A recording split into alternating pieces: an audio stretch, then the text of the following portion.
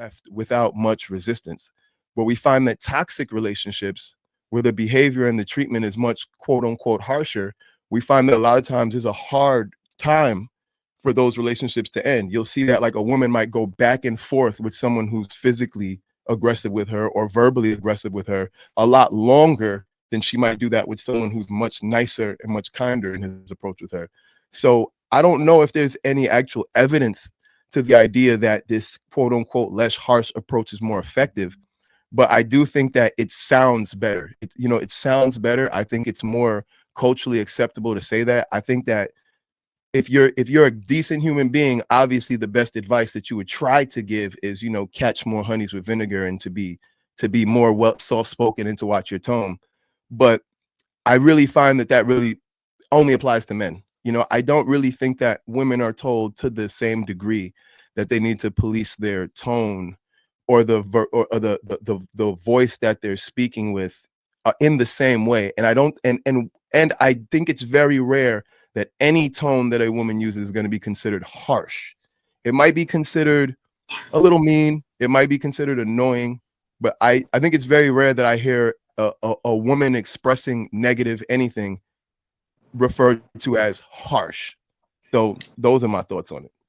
You're correct. We're not referred to as harsh. We're referred to as a bitch, right? It's not harsh. There have been many times when a woman can be extremely direct, not raise her voice, speak in a calm tone, and still be seen as the bad person. In corporate America, you could be seen, if you're a Black woman working with a lot of different minorities, the angry Black woman, just because you are direct and you get straight to the point. I think there is a confusion here with being direct, stern, and being harsh. Like Louise said, harshness comes in your tonality. Are you yelling? Are you extremely aggressive with your words? Instead of you saying, I didn't like this, this is what needs to happen, blah, blah, blah, blah, blah. You saying, bit, blit, yeah. Can I just interject for 1 second? Now, hold on, Clout, because you talked for a long time and I'll let you talk. I think I understand when you're saying that harshness is subjective. It is. I 100% agree with that. It can be subjective. But from my perspective, I think harshness comes more in the way that you communicate how you feel. Are you yelling? Are you screaming? Yes, men have lower voices, but you guys can also get very loud. Just like a woman who is arguing with a man, she can express her feelings without being irate. The minute that she's irate, you're no longer listening. Just like the minute a man is being irate towards a woman, she's no longer listening. I feel like regardless of whether you're a man or a woman, the way that you communicate with your partner is going to be extremely important. And you have to be very cognizant in the way that you express how you're feeling, even when there are high tensions, even when you both are extremely frustrated with the situation. You still have to come to that conversation with ease in a way that the message can be heard and understood. The last thing I wanted to point on is everyone keeps jumping on Hink, right? Hink can come off very strong in his opinion.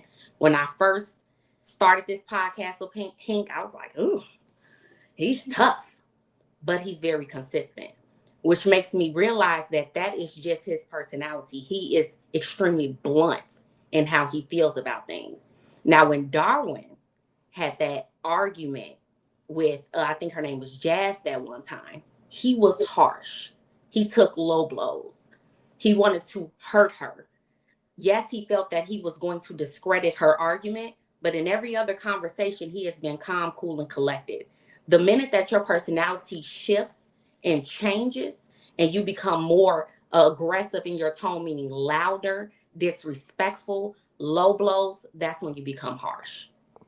All right. See, just to respond to that, the issue I have with that is how you characterize that, right? Is like, okay, well, I could say with a calm tone, I hope you die.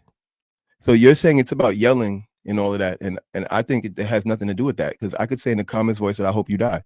I could say in the calmest voice that I want the worst thing to happen to you. And I can say in the loudest, most aggressive voice that I love you and want the best for you. So that's why I say harshness, again, is subjective, because you get to decide what's harsh, right? And no matter what I say, you get to decide how it influenced your nervous system and how it influenced your feelings. I could say as calmly as I want, you know, I'm really disappointed in you. I really don't appreciate the way you spoke to me the other day. And if you don't want to hold accountability to that, you could say, oh, the way he spoke to me, he must think he's my dad or something. You know, he was so disrespectful, so rude, and so hard. And all I said was, I'm disappointed. I've seen parents say to their kids in a calm tone, I'm disappointed in you, and the kids burst into tears. Immediately burst into tears because the thought of their parents being disappointed in them was overwhelming. So I don't know. Again, the word harsh is just so subjective that I feel like it really can't be used in play because anybody can decide at any given point that anything is harsh if they don't want to hear it. But now we're talking about emotional maturity. If you're dealing with an emotional mature partner, when you hold them accountable to something and you say it in the way that you just gave that example, they're going to receive it. If you're dealing with someone who's not as emotionally mature, right? An immature person, someone who hasn't dealt with that, who doesn't hold themselves accountable for anything, of course they're going to respond like that. You then went on to explain a child's behavior. Children are still growing. They're learning how to take accountability for their actions. So, of course, sometimes if you tell them, I'm very disappointed in you, they are going to break down in tears. But your significant other, the person that you're dating, should not do that. If you are both emotionally mature, they should be able to receive that. But if you come to me like, I can't stand your ass, bitch, you always blah, blah, blah. Who are you talking to? And why do you feel the need to convey how you feel about this situation in that manner? Okay, that's fair. Do you think there are a lot of men who are coming across women who are not emotionally mature? I don't know.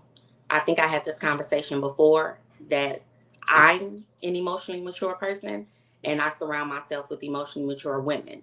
So I don't have a lot of experience of knowing that, right? Especially at this big grown age. Now, maybe back in the past, yeah, of course, right? Still had growing and learning to do.